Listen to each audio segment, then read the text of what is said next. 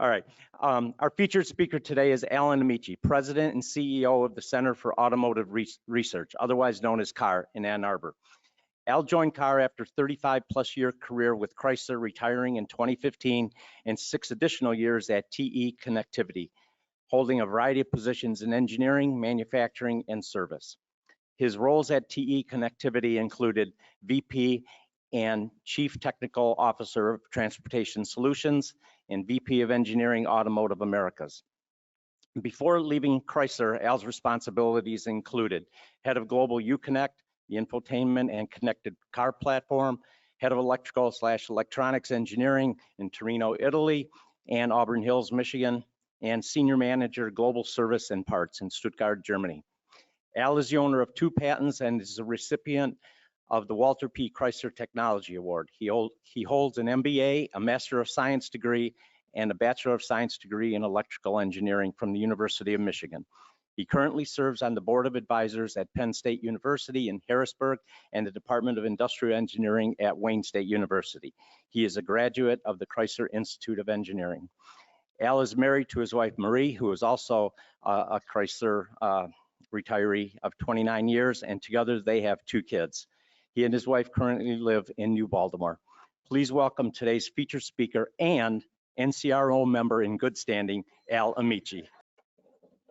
Mike, thank you for the kind introduction, and Dale Cook, also thank you for the invitation to join. Able to hear me in the back? It's okay? All right, we're good.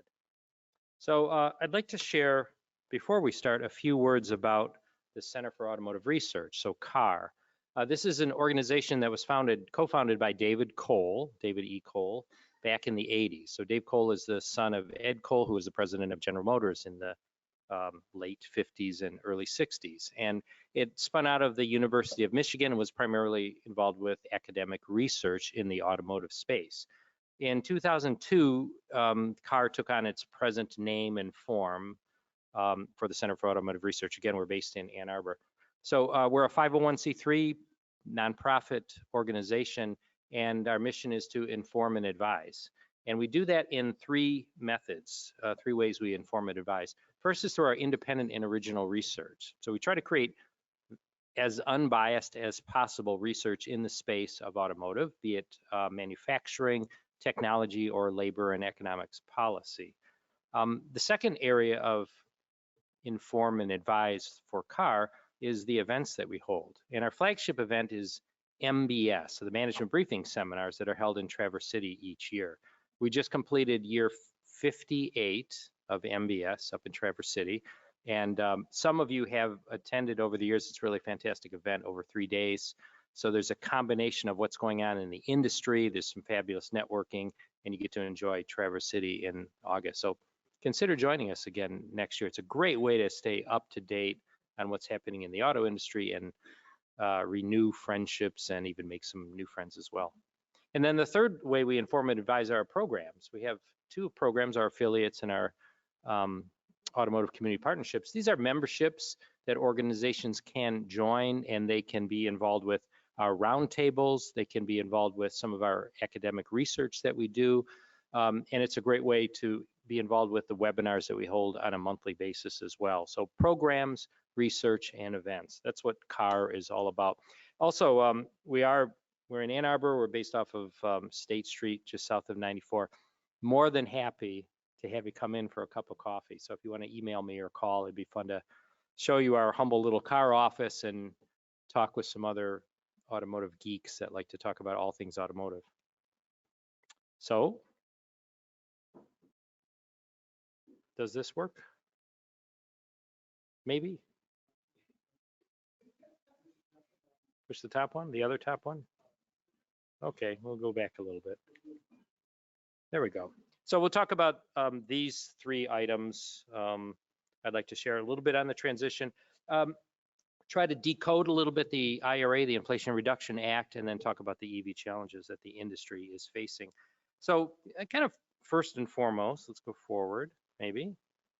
So really, the first way to really analyze this is what's happening in terms of investment. So our way to look at the crystal ball of what's coming in the next 5 years is look at the investment trends. And so here's a geographic map. Hopefully you can see this fairly well. This is 2019, and this shows the investment in the automotive industry for EVs and batteries by OEMs. And you can see kind of the I-75 corridor. It's kind of centered in Detroit and Ontario, and then it moves down to the southeast. So we're going to fast forward this, so keep your eye on the slide for a moment. We'll go into 2020, which really didn't change very much because of primarily the pandemic. But if we go ahead to 2022, you'll start to see a little bit more investment again in Southeast Michigan, but also the I-75 corridor. We go ahead one more. Let's go to the last point. So this should be 2023 year-to-date investment. And you can see, again, that I-75 corridor has become a little bit more robust in terms of investment. You see a little bit happening out in the Southwest. There's a little bit in Texas as well. Now, we talk about the Midwest. This also includes Ontario, as there's been some significant investment in that particular space. So, okay, what does this look like? Let's go forward a bit.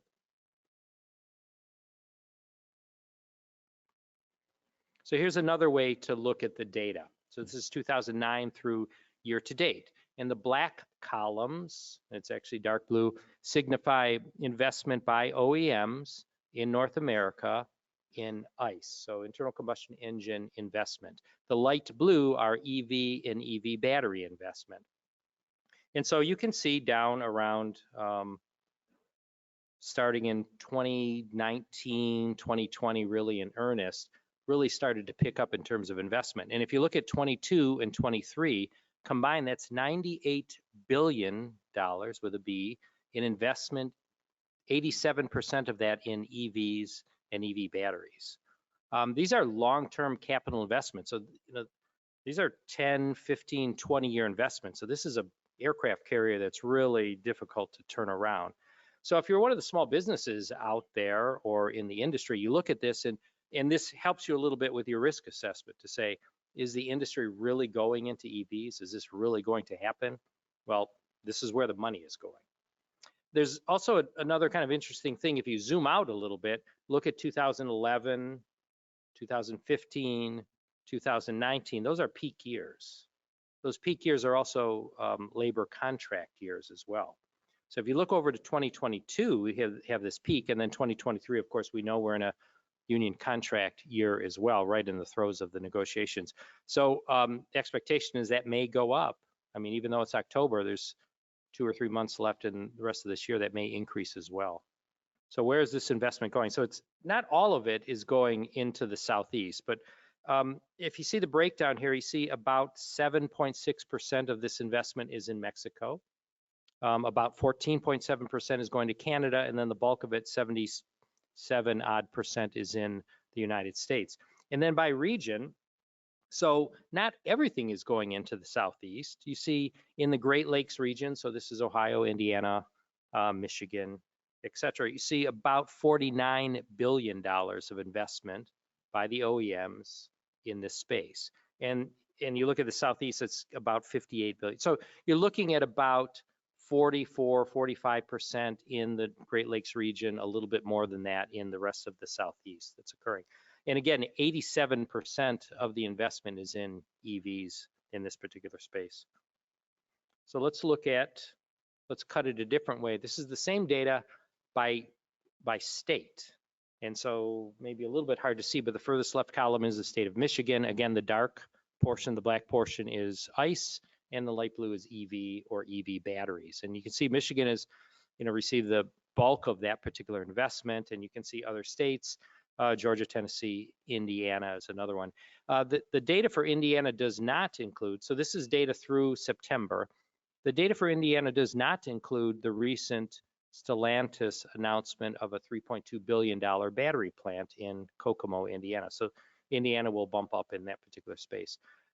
Again, any way you look at it, 87, 86% of an investment in the last 3 years has been in EVs in this space. Okay, so let's decode.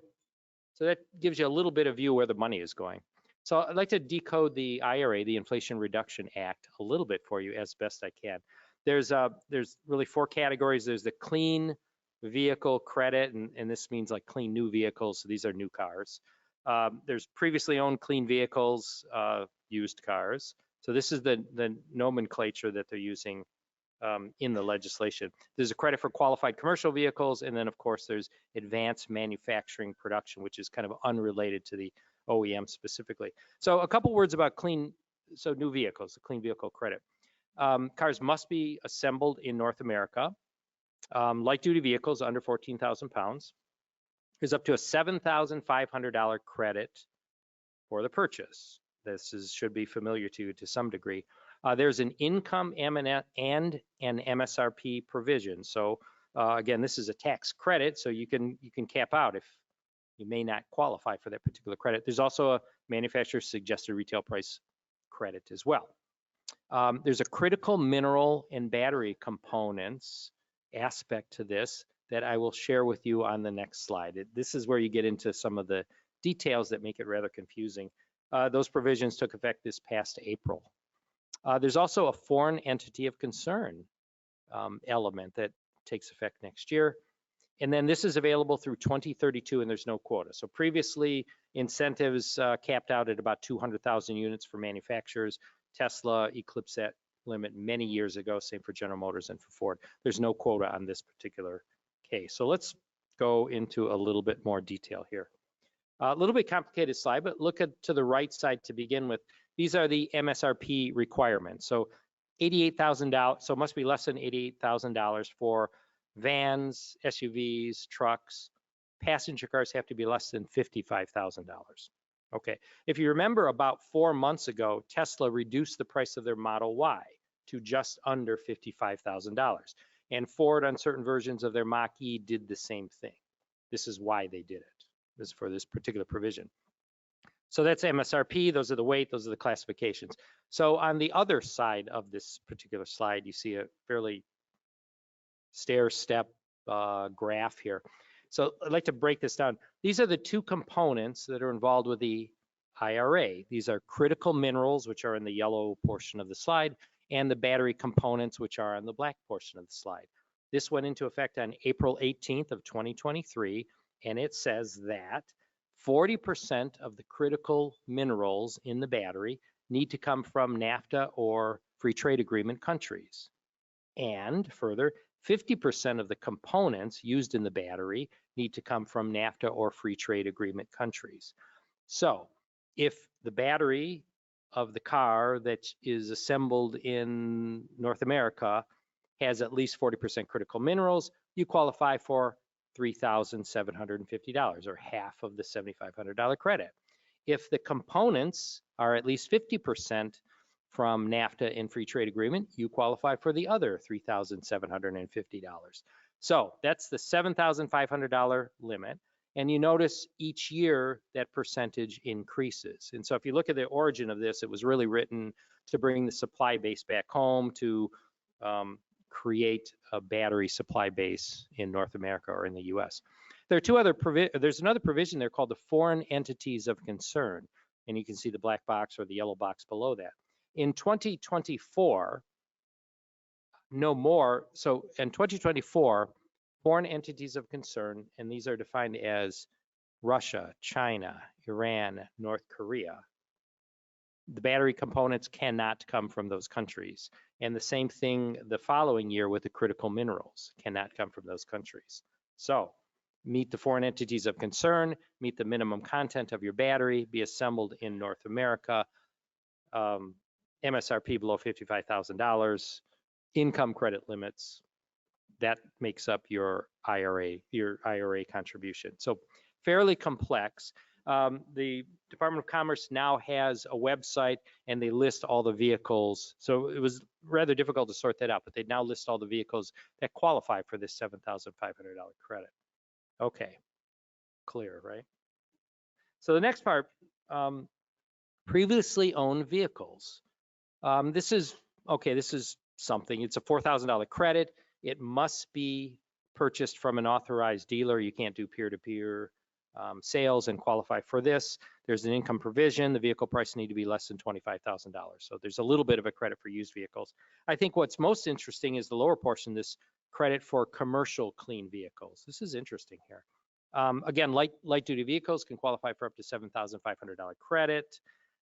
Rental and leased vehicles qualify. There is no income provision. There is no MSRP. There is no critical minerals provision for this. There is no foreign entities of concern. And vehicles can be made outside of the United States for this. This is an interesting kind of a loophole.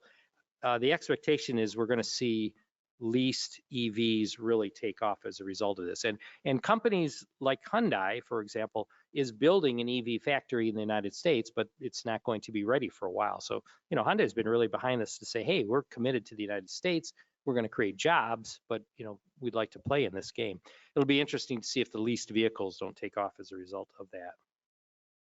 And then finally, let's look at this last provision. It's not all about the automakers. There's also this advanced manufacturing production credit. So this is more for the mineral providers and processors. And what this is all about, for the battery cell, you can qualify for up to $35 per kilowatt hour. For battery module, $10 per kilowatt hour. Okay, what does that mean? So a Tesla Model S with the large battery has about a 90 kilowatt hour battery. Let's round that up to 100 to make the math easy. This would be approximately a $4,500 credit for something like a Model S, but this is not for consumers. These would be for the producers. So this is some incentive to bring the raw materials manufacturing back into the United States. And it's not limited only to batteries. If your car has a battery module, which is what the legislation calls a hybrid fuel cell, it could also qualify for that same $45 per credit hour. So there's some interesting incentives also for the processors that are out there. Okay, so what does this all mean? So here's a projection on EV sales through 2030. And there's three trajectories that are shown here. Is the lowest or the pessimistic approach says approximately 21% of vehicles will be EV. We also include plug-in hybrids here, but will be EV sales by 2030. The middle trajectory, which contemplates the IRA that I just talked about, suggests as much as a 41% market share by 2030 of EV and plug-in hybrids. And then the optimistic would be as high as 62%.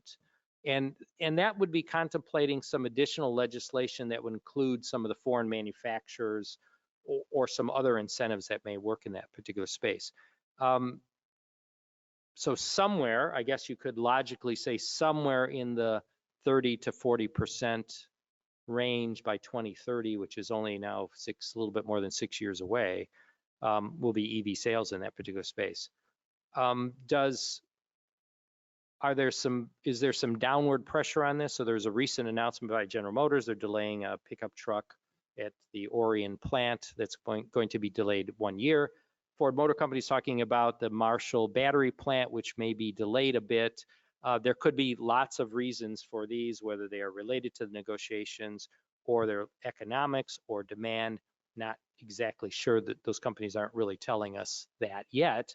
That could create some downward pressure on these forecasts. Our organization and others that are looking at these aren't really ready to adjust that yet. We're going to have to see that play out. Certainly the labor negotiations could impact that as well.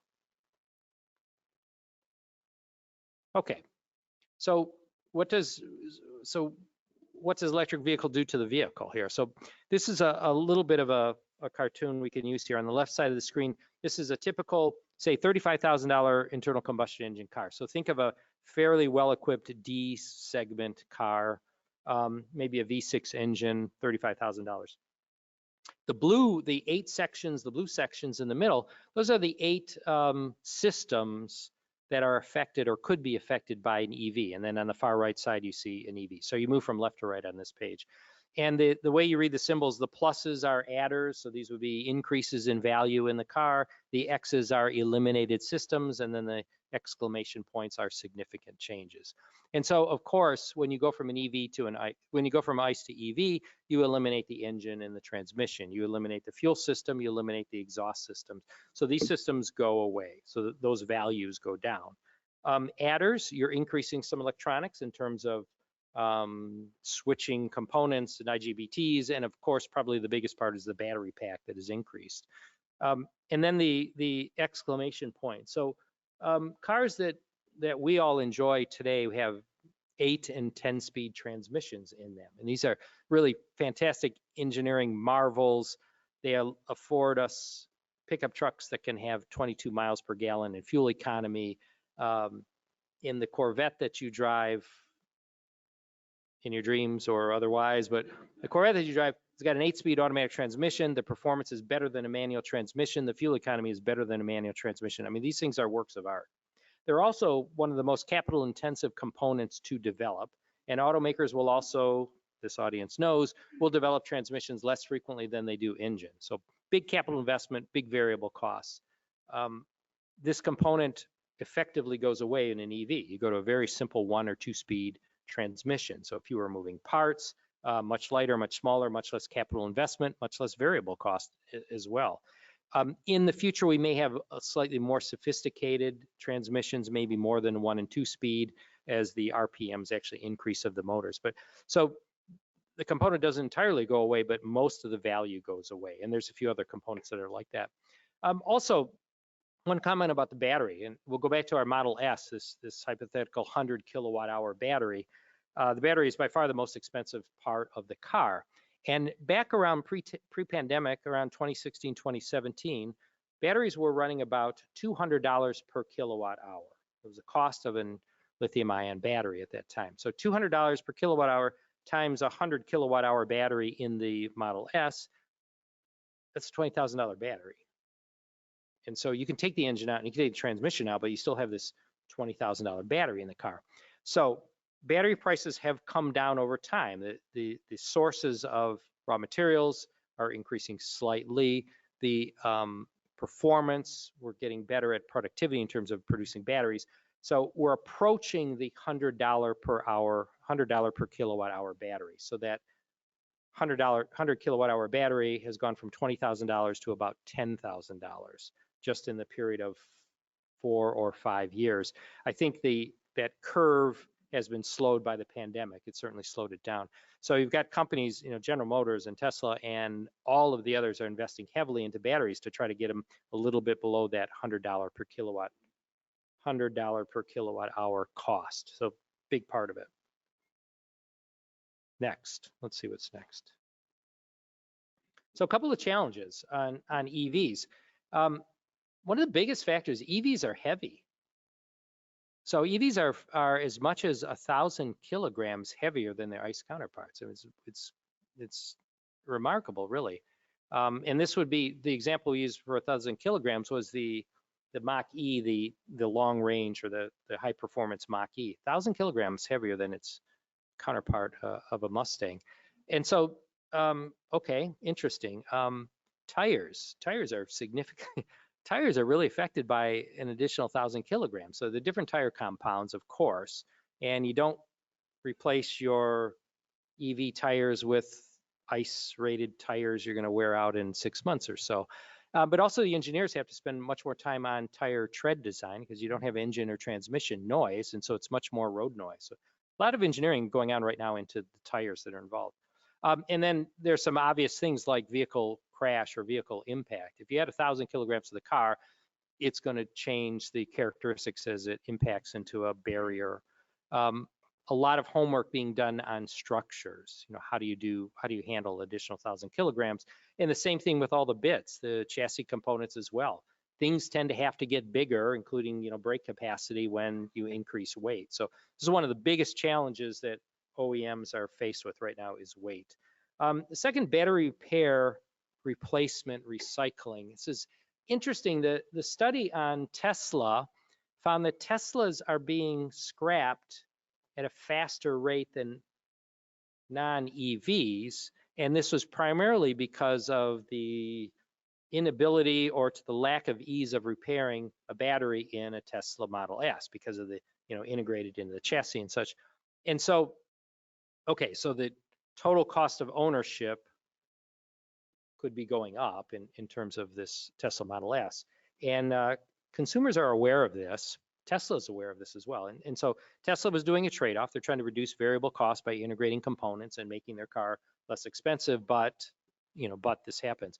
Tesla did an interesting thing, is they started their own insurance company. And so they have been insuring, they've been offering competitive rates for insurance for their Model S and other companies and consumers. And along the way, an interesting thing happens is you learn, and they are learning. And so they have really good insight into what parts are being repaired.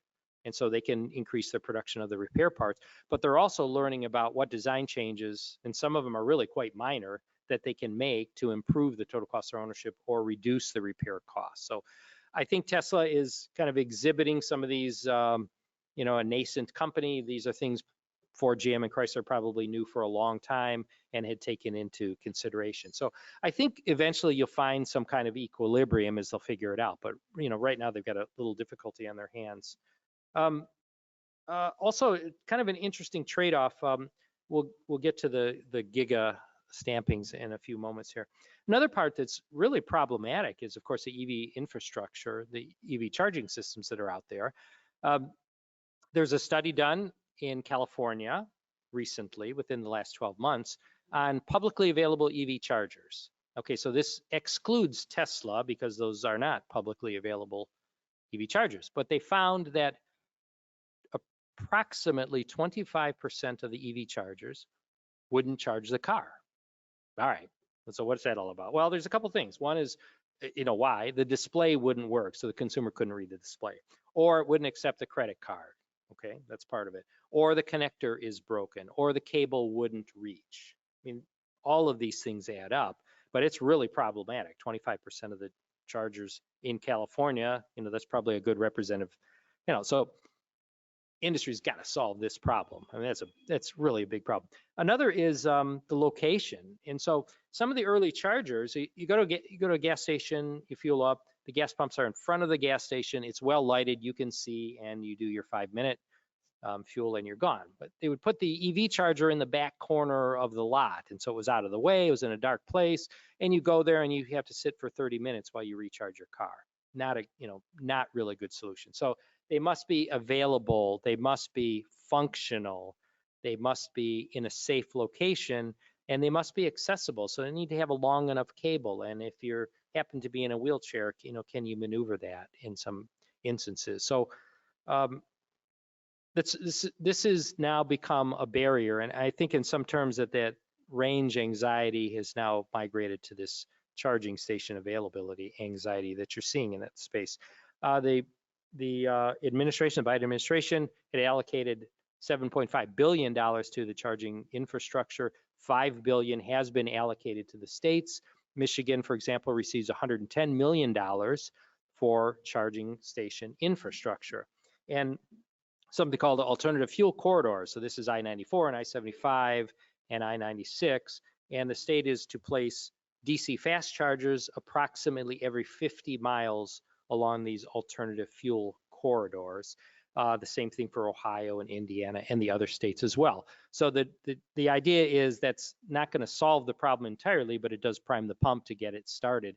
Really need private industry to start taking this on, much like gas stations have done. So we've got some things to work on in this particular space. Also, maybe a couple of points about affordability and profitability of EVs. And this is what's keeping OEM CEOs awake at night. How do you make them? So if you buy into this notion of EVs are here for CO2 reduction, it doesn't achieve that goal if EVs are only for the affluent. Okay, the cars are expensive. They're niche right now. Charging can work if you have. Charging is difficult if you live in an apartment, for example. How do you pull that off? So in addition to the affordability part is the profitability. We have some evidence that Tesla's making money on EVs. We don't have evidence that anybody else is making money. Any other North American manufacturers are making money on EVs. So this is one of the biggest challenges that are really out there. So a couple things. So the interesting thing is this gigapress that we're talking about. So this was Tesla claims that they had eliminated 50 components by going to this giga stamping or this giga press. And so this would be 1 or 2 components in the kind of the chassis of the vehicle that would replace more than 50 stampings. And so it's interesting. It's the assembly time is much faster. You have fewer welds. You know, there's fewer parts that you're presenting on the line, the labor. I mean, lots of advantages to having these 1 or 2 parts replace 50. The downside of this, again, is this total cost of ownership is how do I replace a single part in the, you know, the chassis of the car. There are other, and so Tesla invested heavily into this giga press technology, which is actually a press provided by a company in Italy.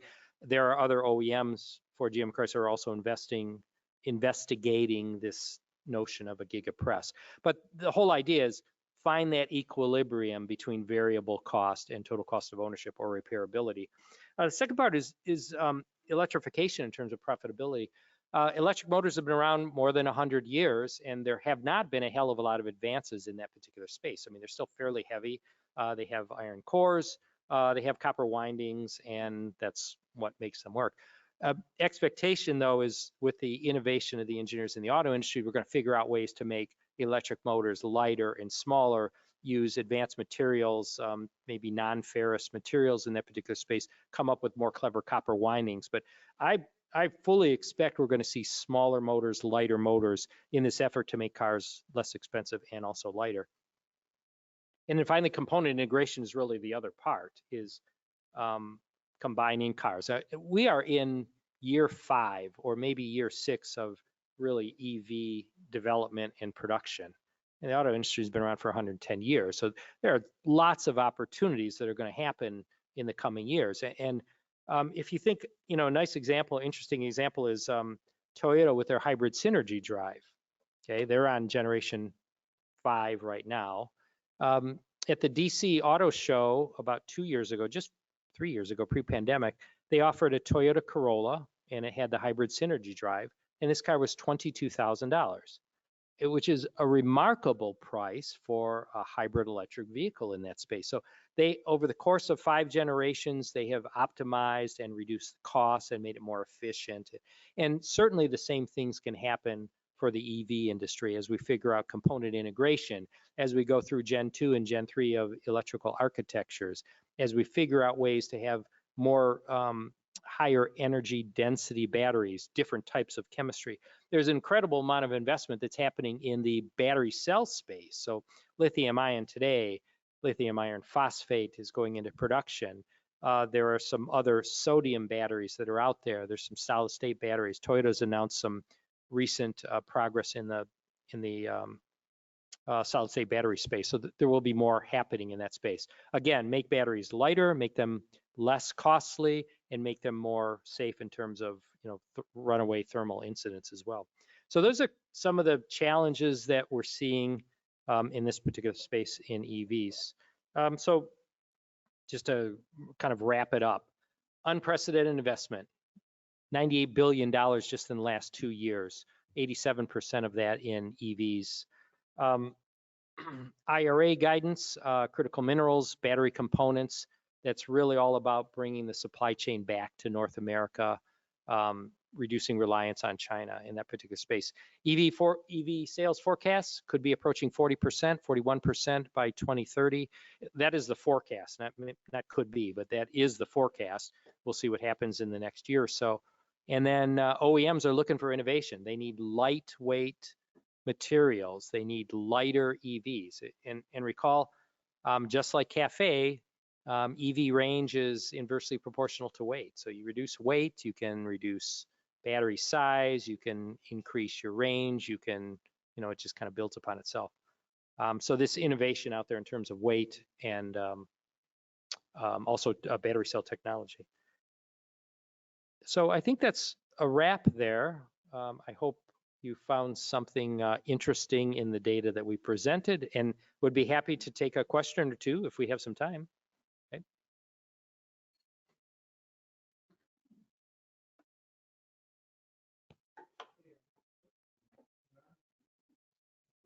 Hello. A question I have, and I've been watching more China. China's literally locked up all the lithium mines all over the world. Like you said, the highest cost is the battery. Even though we're given $7,000 per unit, they can easily drop that price because they own it. Are we going to be able to compete with these cars coming in from China, or is it going to completely devastate the U.S. car market? And Bill Russo, I don't know if you can keep in touch with Bill Russo. I'm still linked to on LinkedIn.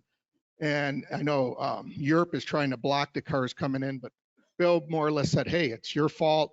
China took the lead. They knew what to do, and it's shame on us. So do you see us be competitive, or are we going to even lose more of the market to the Chinese car companies? So at present, we have tariffs protecting the U.S. market. Europe is vulnerable in that regard. And you're seeing companies like NIO bring in cars that are absolutely not profitable for them, that are subsidized, that are likely subsidized by the Chinese government. And Europe's got a problem on their hands. So you have these, mass market manufacturers like Volkswagen, but you also have the premium luxury like Mercedes and BMW. It is a real threat. Okay, so the U.S. is presently protected from that, due to tariffs and such, but it is a big challenge. One thing that we need to look at is China is trying to figure out how to develop their cars in Mexico, and does Mexico become another entry point into the U.S.? These are really big risks. So go back to labor negotiations. Do Ford, GM, and Stellantis need to be competitive in that space? And I think that's some of the pressure that they're seeing is they want to pay fair wages, but they also want to be competitive. And if you saw Bill Ford Jr.'s speech Monday afternoon, Toyota and Hyundai and those companies are sitting back and they're kind of watching this. And in the meantime, their plants are running.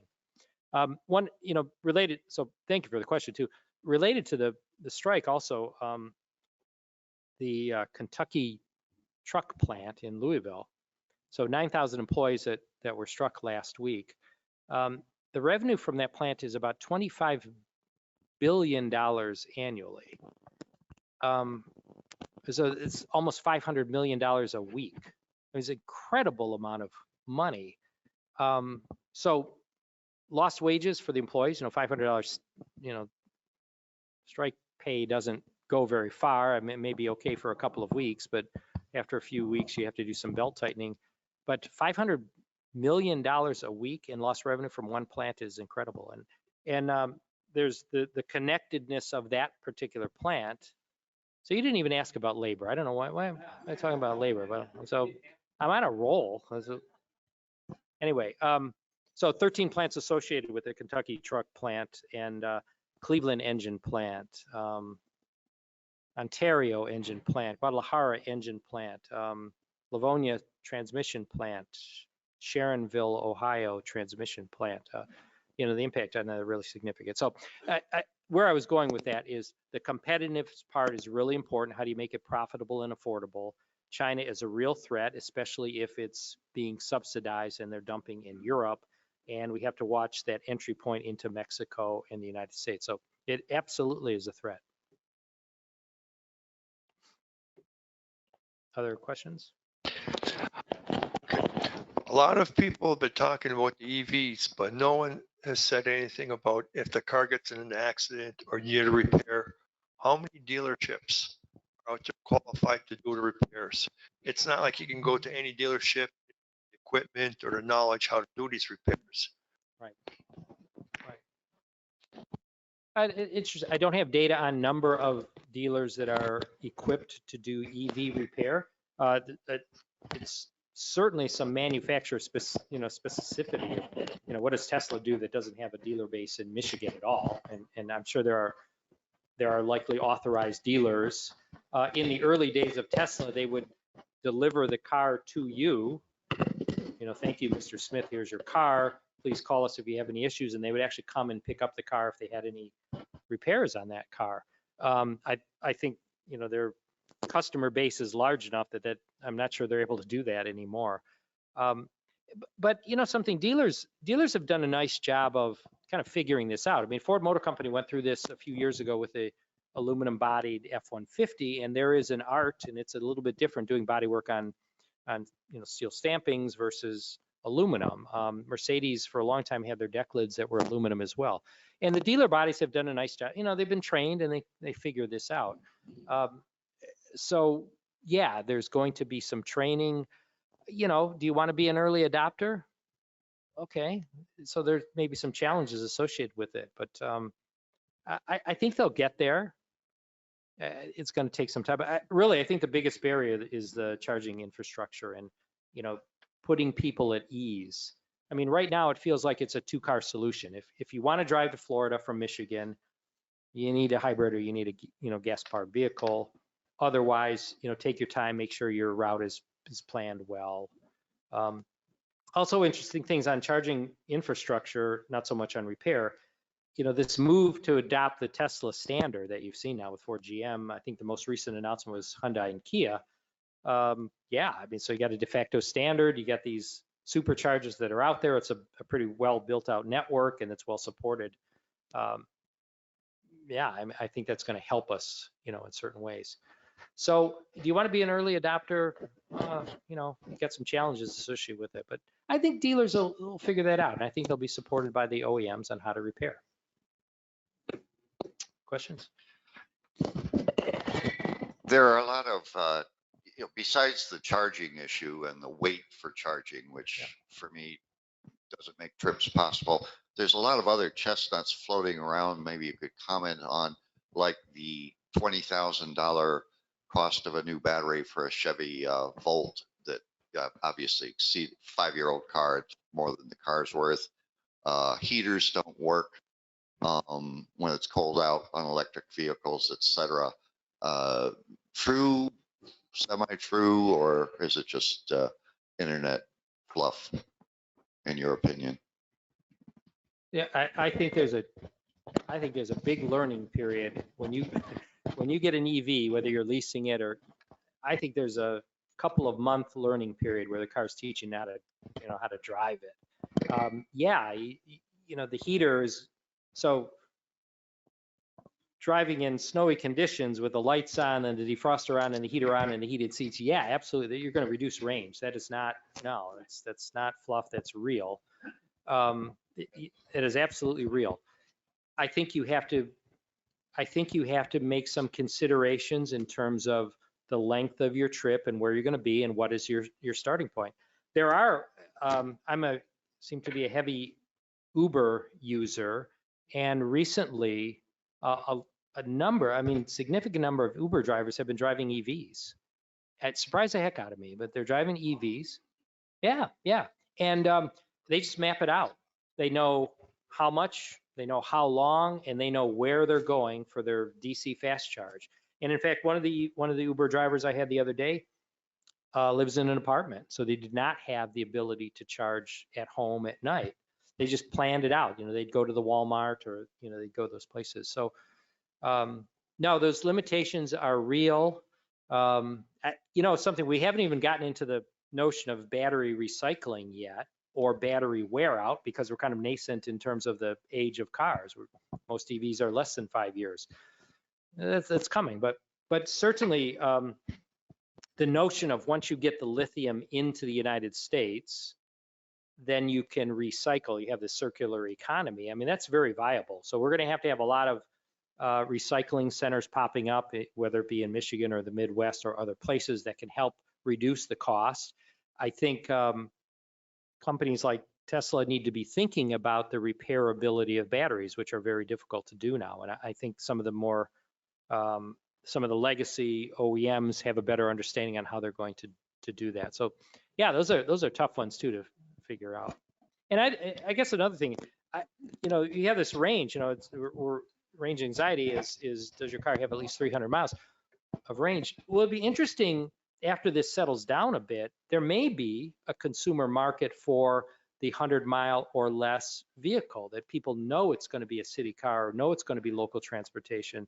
So the battery can get smaller, it can get lighter, actually get a little more range out of it. And so, but right now there isn't exactly a market for that just yet. But that could occur. I have a different kind of a question. I don't hear anything about the fact that it's been established that EVs are not doing anything to reduce carbon dioxide, besides the fact that carbon dioxide is not. I didn't hear the end of it. I didn't hear the end of your question. Besides the fact that,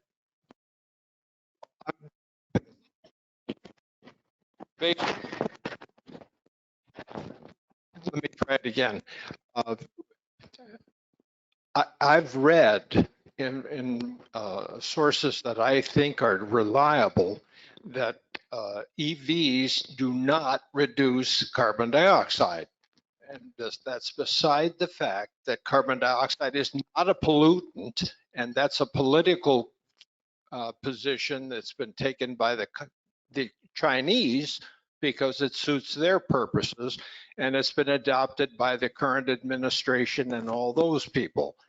So besides the fact that it doesn't save money, I'm just a carbon dioxide. I'm just wondering if we have a change of administration in Washington soon enough, aren't all these aren't we going to see a big problem because nobody's spending any money on internal combustion engines, powered vehicles, which are much more ecologically sound and obviously much more economically good for everybody in this country. Did that make any sense what I'm asking? I heard your question, and that's a pretty complex question that you ask, and but it's a good question. So let me try to address aspects of that. So one has to come to grips with CO2 and climate change. You don't have to necessarily believe it or disbelieve it. The reason the industry is going into EVs, the stated reason is going into EVs, is to reduce CO2 emissions.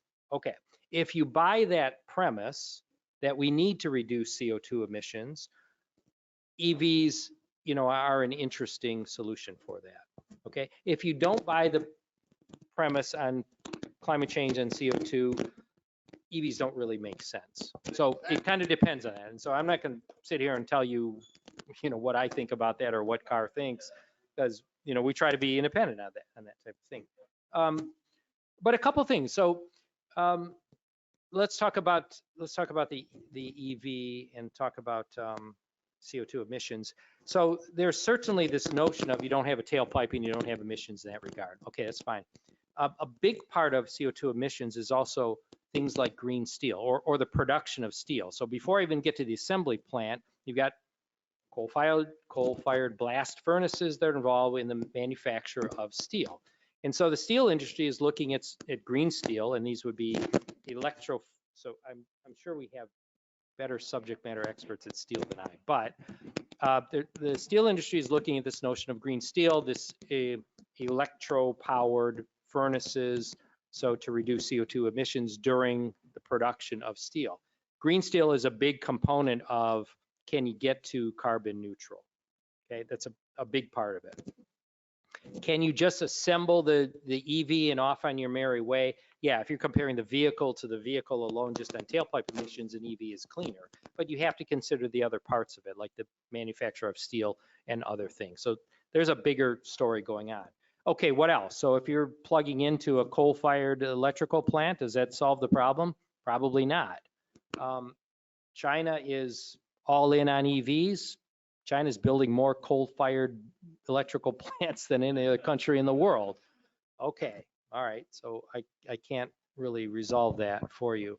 I would say on the competitiveness of the auto industry, it's one thing we can talk about. China's the world's largest car market. They are full bore on EVs. They're the largest seller of EVs. They're making the transition from ICE to EVs. That's happening.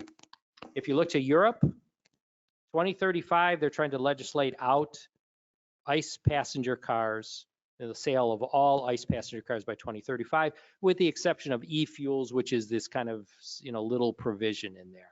So if that occurs, can't buy an ICE passenger car in Europe. All right.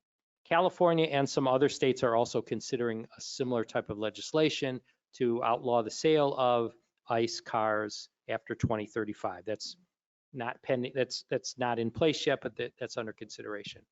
So, okay. So let's look at that premise. Are we in a situation where we want Ford, GM, and Chrysler to build ICE cars for the U.S. market, but ship EVs to Europe and China? I mean, is it where we want to go? I don't know that our domestic auto industry can support development of those two technologies at scale. I mean, if you look at ICE production right now, that is funding EV development and it's funding EV production. And remember, OEMs probably aren't making money on EVs, so they're losing money in every car they build. So this ICE production, the Kentucky truck plant is funding a lot of Ford's development in that space. So I guess that's the big point is the U.S. going to be competitive in that space if the rest of the world is EV and the U.S. is ICE only? I think even India, which is probably now the second or third largest automotive market, their two-wheelers and the three-wheelers are all going to electrification, and they certainly have, certainly have a pollution problem in India. I think they're looking for EVs in that space as well. So that's a problem that kind of keeps me up at night is, could you really get there? Could you be sustainable for the next 30 years in the auto industry if we're doing EV sales in the rest of the world, including South America, and ICE in the US? I struggle with that. We have a question here. Yep. Yeah, I just wondered if the administration were to turn in 2024, would the IRA be protected and all that support for EV industry, or would the rug be pulled out, no more incentives on them and this and that? And I mean, we've invested, what, 100 million already in the last couple of years, Yeah. 100 billion to build EVs, and it would be all or That's not. right. That's right. The legislation could certainly change. I mean, you could legislate out that incentive, absolutely. You can't legislate out the $98 billion in the last 2 years of investment in that space. And that's, like I mentioned, it's a tough aircraft carrier to turn around. And those are 25 years of investment. Yeah, it would be very difficult, but certainly the legislation can change in that space. I think there will be a lot of, if that occurs, so if legislation change, so the EPA, the CAFE rules are reduced, and automakers find that they have to retrace, there's going to be a lot of waste. There'll be a lot of money that's not fully optimized in that space. Anything else? One more question here. Yeah, Al. yeah. I just had a question. You were mentioning an EV forecast of 40% by 2030, which is pretty near future to me. And we talked a lot about infrastructure that isn't there yet, regarding to charging and such. What about the infrastructure that is there that will have to, well, you drive down Telegraph, there's gas stations on all four corners of half the intersections. What kind of net impact are they expecting on the economy with some of these things that are going to go away as opposed to what we have to create? Yeah. Well, I think, so if you look at 2030 and if you say 40% of EV sales, 40% of sales are EVs, you still have 60% of sales are ICE, and it takes about 12 years, I think, to turn over the car park. So you've got a heck of a lot of ICE vehicles that are going to be out there. So additional 60% by 2030, plus all the cars that are out there.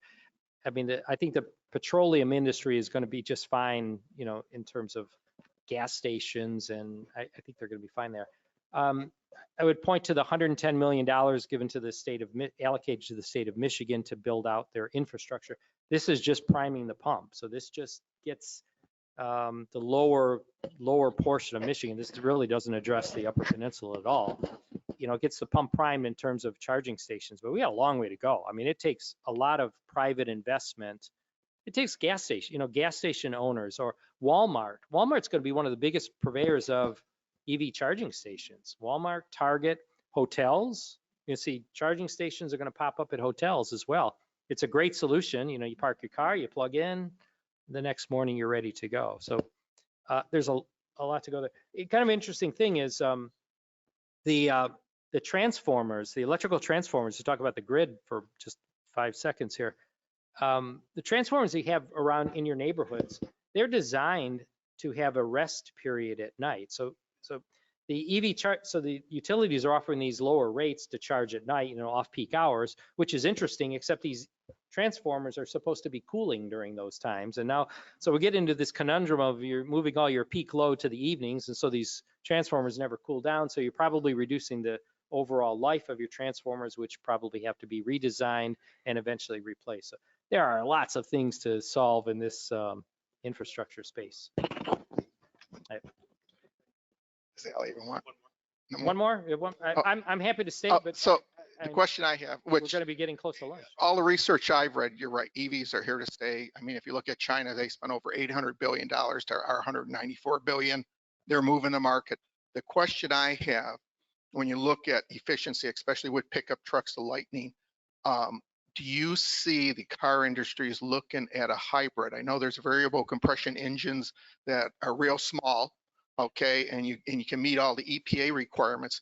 Do you see a stopgap where you get that kind of engine in there where you reduce the battery size, so you reduce the weight, and then we still use the variable compression, which possibly could work on multiple gas alternatives, not only gasoline, being something the United States would go to? I think Toyota had a really compelling story. We started to talk about that this morning. Toyota's a hybrid, and they've been pushing hybrids. They didn't want to get into EVs right away.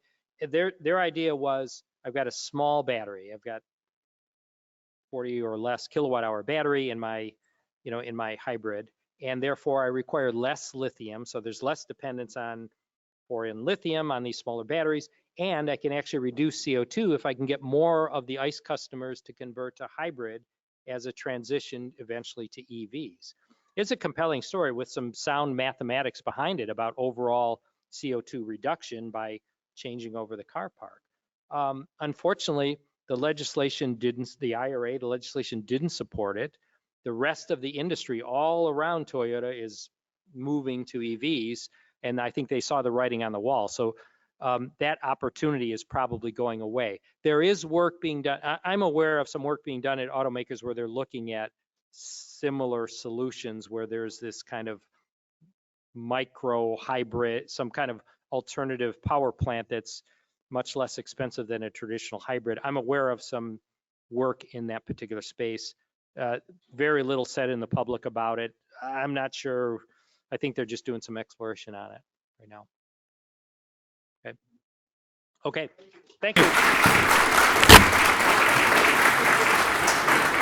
Thank you, Al. Appreciate it. Thank you, Al. Great discussion. Great discussion. Thank you, everyone, for coming. We will see you at our next meeting in February. Please remember, if you can, in a few minutes, if you can, stay for the annual Medicare enrollment counseling period. But other than that, thank you very much for coming. Be safe driving home. Bye-bye.